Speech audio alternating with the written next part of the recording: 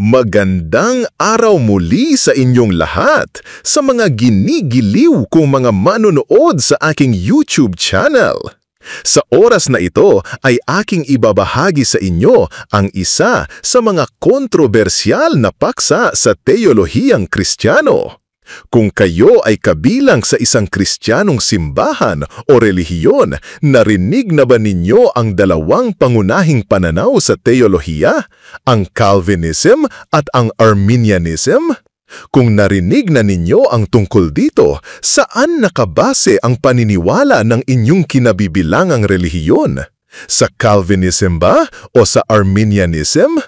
At kung wala pa kayong alam o kamalayan tungkol dito, ay mangyaring ipagpatuloy po lamang ninyo ang panunood sa video na ito upang magkaroon kayo ng kaalaman tungkol sa paksa na ito. Bago tayo magpatuloy, muli ay wini-welcome ko kayo sa aking YouTube channel.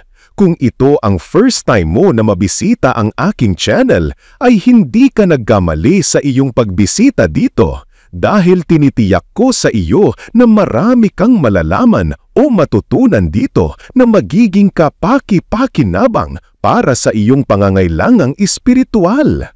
Huwag mo lamang kalimutan, kaibigan, na pagkatapos mong mapanood ang kabuuan ng video na ito, ay pakiclick mo naman ang subscribe button at ang notification bell sa ibaba nitong video upang ma-notify ka agad para sa susunod kong bagong uploaded video. Salamat ng marami, kaibigan! Ngayon ay ipagpatuloy na natin ang ating pinag-uusapang mahalagang paksa. Ang Calvinism ay hango mula sa ngalan ni John Calvin, isang French theologian at reformer. Samantalang, ang Arminianism ay hango mula sa ngalan ni Jacobus Arminius, isang Dutch theologian at minister. Narito ang kanilang komprehensibong pangunahing mga pagkakaiba. Ang Calvinism ay mayroong pinagbabatayang 5 punto na may acronym na TULIP. Ang letrang T ay para sa total depravity o ang lubos na kasamaan sa wikang Tagalog. Ano ang ibig sabihin nito? Ang mga tao ay lubos nang nahulog sa kasalanan o kasamaan at wala nang kakayahang piliin o tanggapin ang Diyos maliban na lamang kung mayroong divine intervention. Ayon sa sinasabi ng Calvinism, hindi raw kayang piliin ng tao ang Diyos dahil sa kanyang kasalanan. Naniniwala ka ba rito? Pero ano ang sinasabi ng Biblia tungkol dito? Ang Diyos ay nagbibigay liwanag at biyaya sa lahat upang makapili.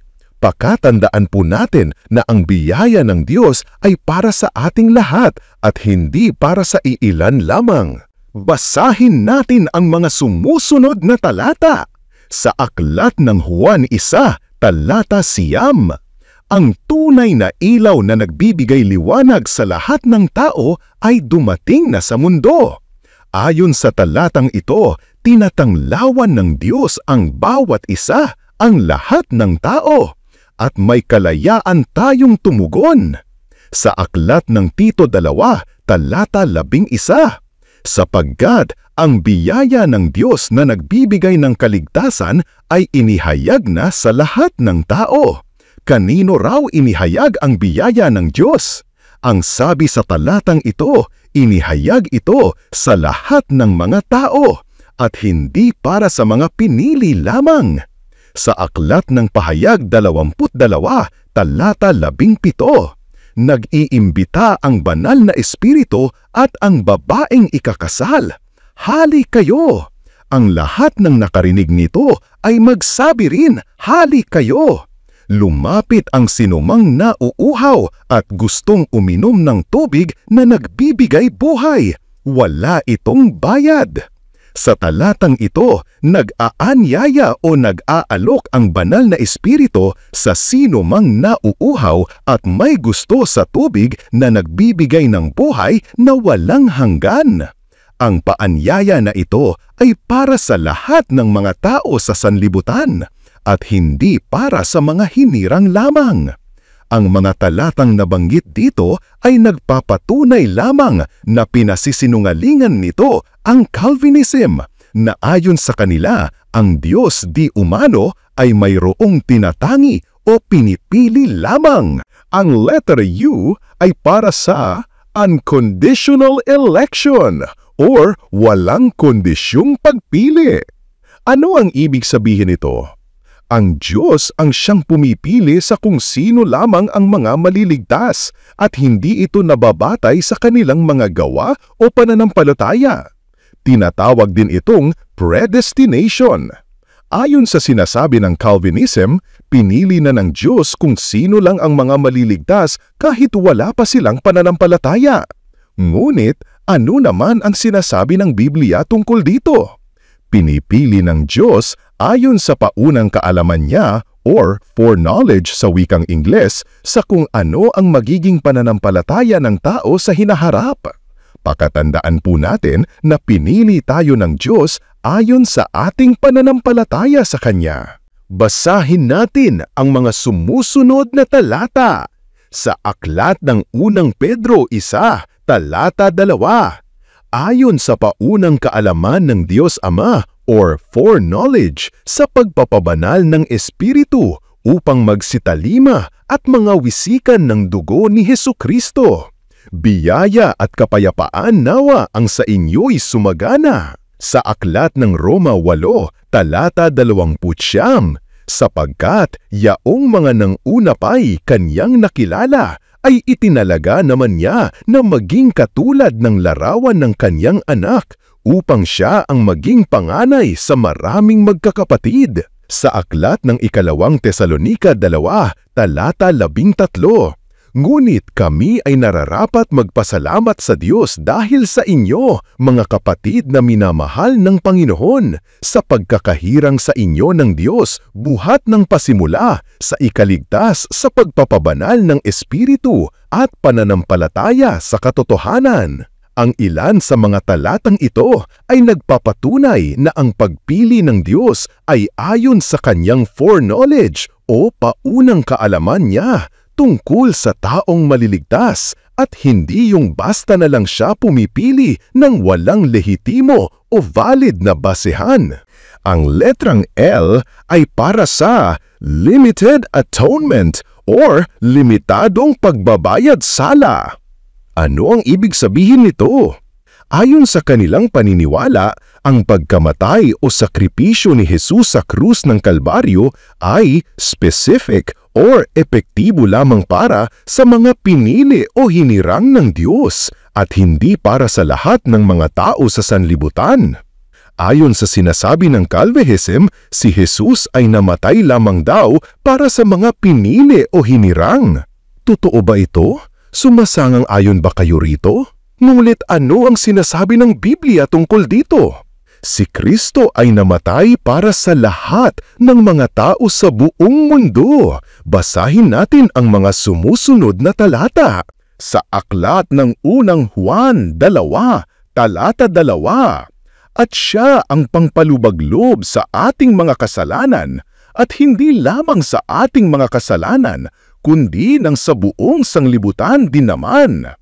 Sa aklat ng Juan 3, talata 16, sapagkat gayon na lamang ang pagsinta ng Diyos sa sanglibutan, na ibinigay niya ang Kanyang bugtong na anak, upang ang sinumang sa Kanya'y sumampalataya ay huwag mapahamak, kundi magkaroon ng buhay na walang hanggan.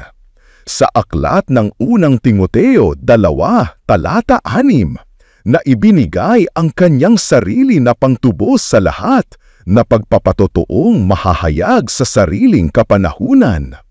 Ang ilang mga talatang ito ay nagpapatunay na ang sakripisyong ginawa ni Jesus sa krus ng Kalbaryo ay Kanyang ginawa para sa lahat ng mga tao sa sanglibutan. Walang binanggit dito na para lamang sa mga selected o pinili ang Kanyang atonement. Ang letra I ay para sa irresistible grace o hindi matatanggihang biyaya. Ano ang ibig sabihin nito? Kapag tinawag ng Diyos ang mga pinili o hinirang, sila ay tutugon at hindi sila makatatanggi. Di umano ay wala silang free will o kakayahan na tumanggi. Ayon sa sinasabi ng Calvinism, hindi makakayang tanggihan ng tao ang biyaya ng Diyos kung ikaw ay pinili o hinirang. Ngunit ano ang sinasabi ng Biblia tungkol dito?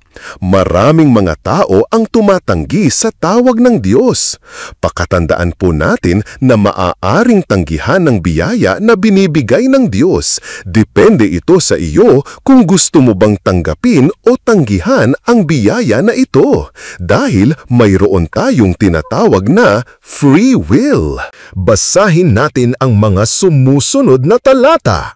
Sa Aklat ng Mga Gawa, 7 talata 51. Kayong matitigas ang ulo at hindi tuli ang puso't mga tenga. Kayo'y laging lumalaban sa Espiritu Santo. Kung ano ang ginawa ng inyong mga magulang, ay gayon din naman ang ginagawa ninyo. Sa talatang ito, tinuligsa ni Stephen ang mga taong laging nilalabanan ang banal na Espiritu. Sa Aklat ng Mateo 23, talata 37. O Jerusalem, Jerusalem, na pumapatay sa mga propeta at bumabato sa mga sinusugo sa kanya. Makailang inibig kung tipunin ang iyong mga anak na gaya ng pagtitipon ng inahing manok sa kanyang mga sisiw sa ilalim ng kanyang mga pakpak, ay ayaw kayo.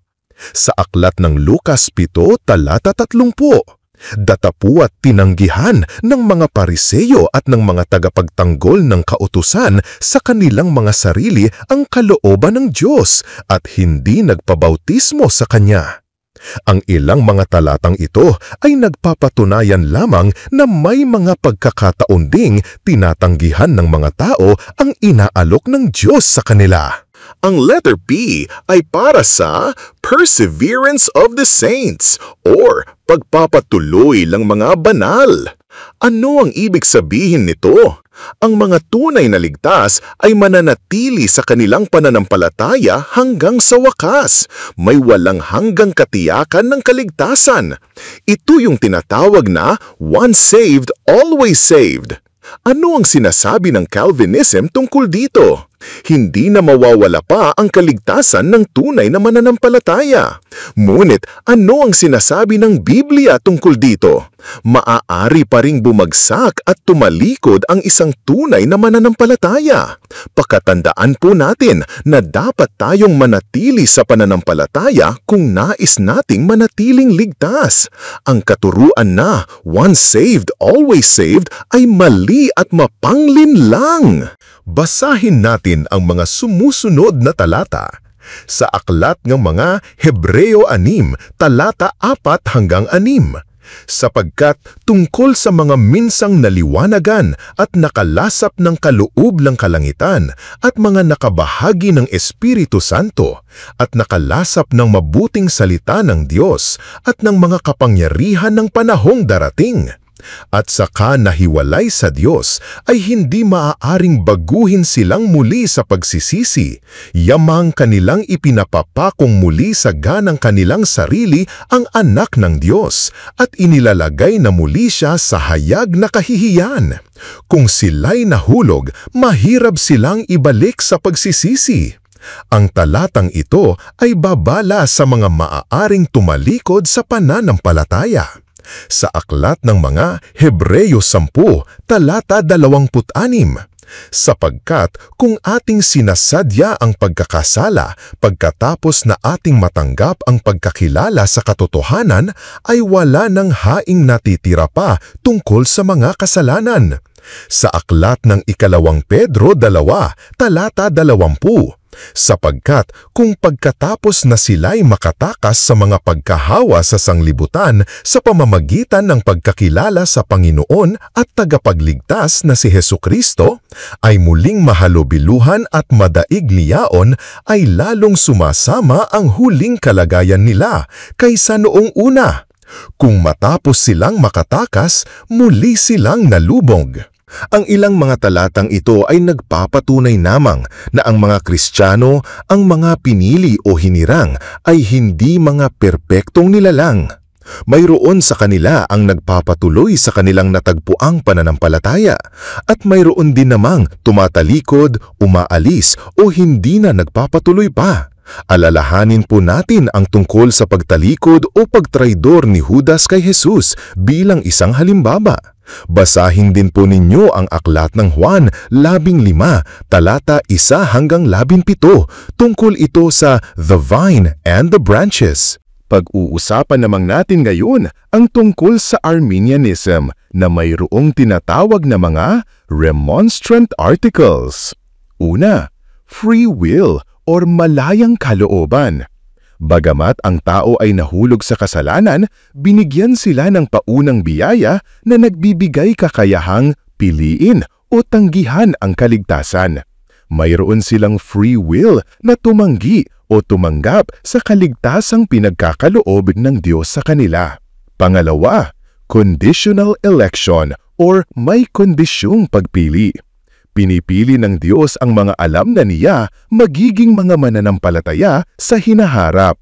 Pangatlo, universal atonement or pangkalahatang pagbabayad sala. Si Kristo ay namatay para sa lahat, ngunit ang benepisyo nito ay para lamang sa mga sumasampalataya o yung mga nagdesisyon na tanggapin ang paanyaya ng kaligtasan. Pang-apat, resistible grace or matatanggihang biyaya. Maaaring tanggihan ng mga tao ang pagtawag ng Diyos sa kanila. Narito yung mayroon kang sariling kalooban, mayroon kang sariling choice or option kung ano ang magiging tugon mo kung sakaling tawagin ka ng Diyos. Panglima, conditional security or may kondisyong kaligtasan. Ang mga mananampalataya ay maaaring maligaw ng landas at mawala ang kanilang kaligtasan kung tatalikuran o iiwan nila ang kanilang natagpuang pananampalataya. Ano-ano ang mga kalakasan at kahinaan ng Calvinism at Arminianism? Sa Calvinism, ang kanilang mga kalakasan ay ang mga sumusunod.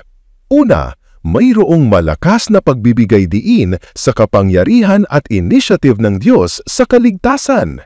Pangalawa, mayroong malalim na katiyakan para sa mga mananampalataya. Kung ligtas ka na, hindi na mawawala pa ito. Pangatlo, inuuna ang kaluwalhatian at kadakilaan ng Diyos sa lahat ng bagay. Ang kanilang mga kahinaan o kritisismo ay ang mga sumusunod.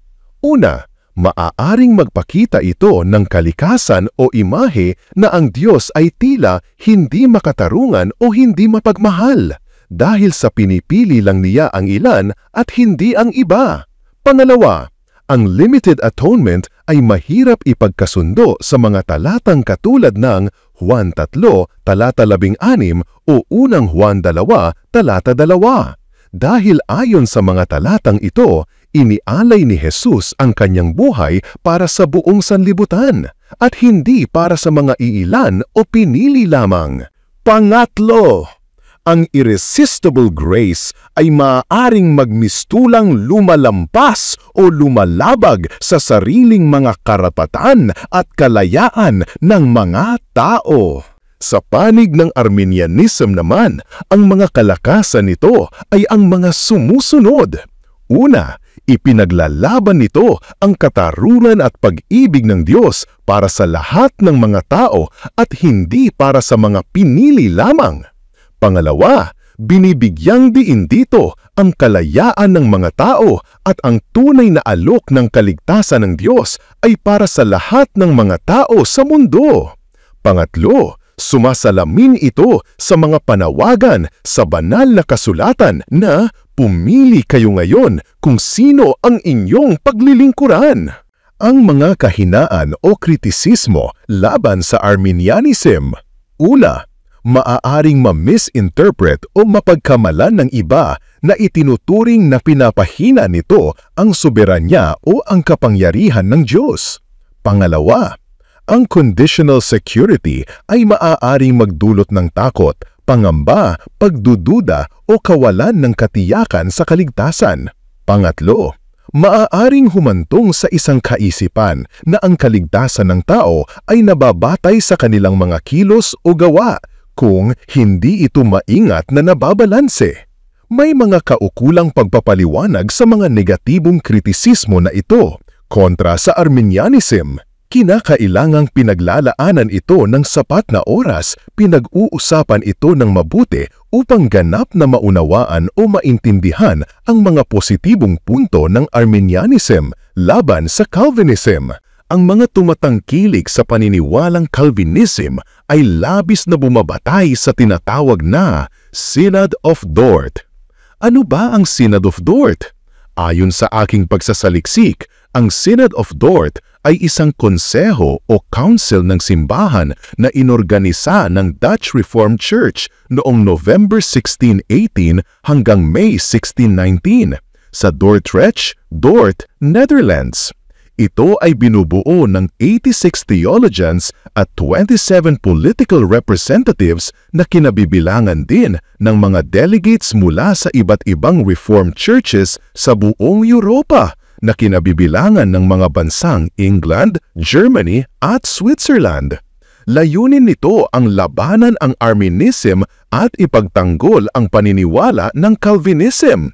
Dito nilikha ang tulip o ang 5 punto ng Calvinist theology. Ano ang mga mali ng Synod of Dort? Una, mayroon silang kinikilingan, politikal at hindi sila patas. Pinatahimik at pinaalis nila ang mga Arminian leaders. Ang mga Arminians ay inalis, pinatahimik at marami ang ipinatapon o ikinulong. Hindi sila naging patas o bukas sa pagtalakay, bagkus naging isa lamang itong politikal na hakbang para linisin o kontrahin ang mga sumasalungat sa Calvinism. Pangalawa, nagbigay sila ng maling paglalarawan sa Arminianism. Maling inilarawan o siniraan ng Synod of Dort ang teolohiya ng Arminianism na pinalabas nilang tila itinatanggi nito ang soberanya ng Diyos na hindi naman ito totoo. Pinaniniwalaan ng mga Arminians ang kaligtasan sa pamamagitan ng biyaya at ng pananampalataya. Pangatlo, hindi naaayon sa buong Biblia. Pinili lang nila ang ilang mga talata sa Biblia na kung ano lang ang mga umaayon sa kanilang paniniwala. Guilty sila sa tinatawag na cherry-picking of Bible verses. Pang-apat, hindi umaayon sa mga katuruan ng sinaunang simbahan o taliwas ito sa unang iglesia. Ang mga sinaunang Kristiyano ay naniniwala sa malayang pagpapasya. Ang mga ama ng sinaunang simbahan, katulad nina Justin Martyr, Irenaeus at Origen, ay nagturo ng malayang pagpapasya or free will at hindi ng deterministikong pagpili. May sariling free will ang mga tao. Ating alalahanin na nagkasala sina Adan at Eva nang dahil sa kanilang pagsunod sa kanilang free will. May mga mapupunta sa langit o sa impyerno, depende ito sa kung ano ang pinili ng mga tao ayon sa kanilang mga free will. Narito ang aking paalala sa inyo tungkol sa Synod of Dort. Ang desisyon o pananaw ng Synod of Dort ay hindi nagmula sa tamang katuruan ng salita ng Diyos. Hindi ito lehitimo o valid counsel na nilikha ng Diyos o may basbas ng Diyos, kundi ito ay isang konseho o council na nilikha lamang ng grupo ng mga tao na kumukontra sa Arminianism.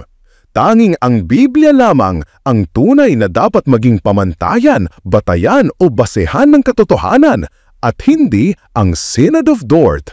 Sumasang-ayon ba kayo sa sinabi kong ito? Ang Synod of Dort ay ginawa lamang ng tao para lang sa kanilang sariling interest.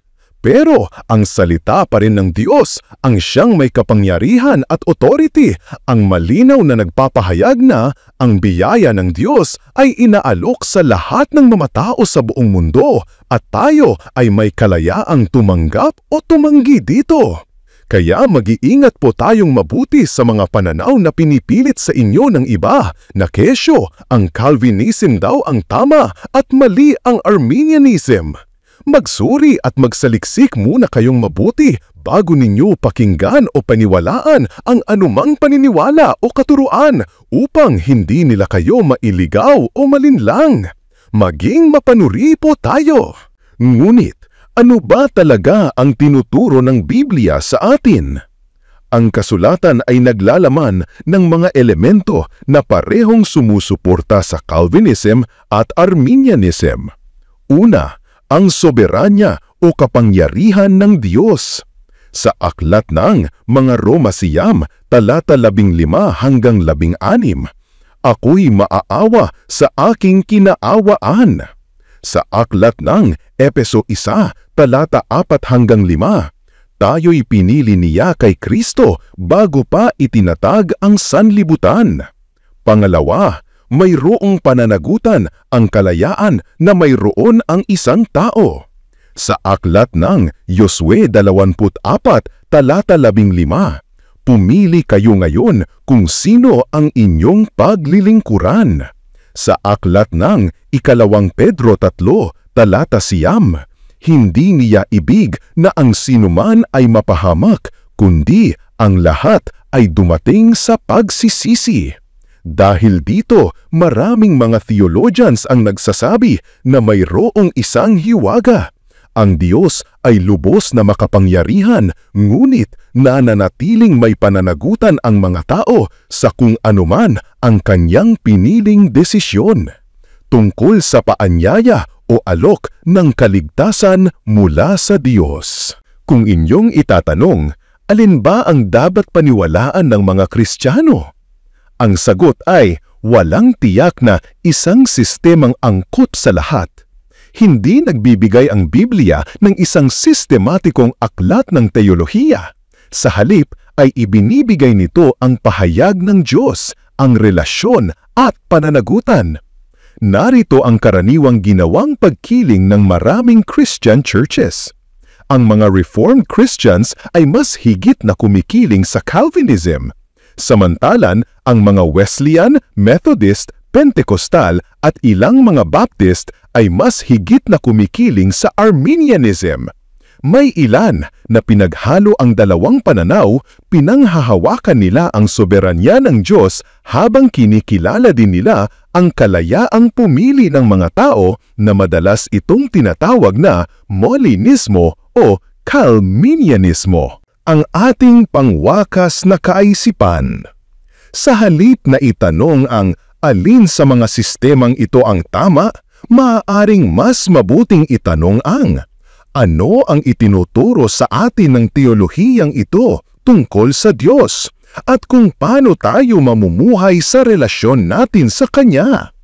Ang parehong sistema ay may layuning luwalhatiin ng Diyos at patutuhanan na ang kaligtasan ay sa pamamagitan ng biyaya, sa pamamagitan ng pagkakaroon ng pananampalataya.